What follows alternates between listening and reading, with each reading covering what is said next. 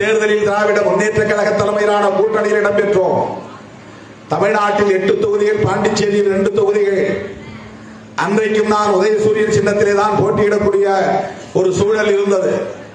எல்லா தொகுதிகளிலும் தோல்வியை தழுவினோம். நான் போட்டியிட்ட மங்களூர் தொகுதியில் மட்டும் நான் வெற்றி பெற்றேன்.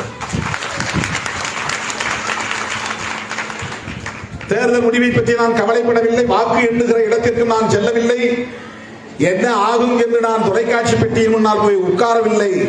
தம்பிகள் பார்த்துவிட்டு வந்து சொன்னார்கள், நாம் வெற்றி பெற்று விட்டோம், 2000-3000 வாக்குகள் வித்தியாசம் என்று சொன்னார்கள். எனக்கு அதில் பெரிய களிப்பு இல்லை, மகிழ்ச்சி இல்லை. நான் கொண்டாடவில்லை, யாருக்கும் இனிப்பு தரவில்லை, வேட்டு போடவில்லை. வெற்றி பெற்று விட்டோம், அவ்வளவுதான். 2001க்கு பிறகு 2004ஆம் ஆண்டு மீண்டும் நாடாளுமன்ற தேர்தல் வந்தது. அந்த தேர்தலில்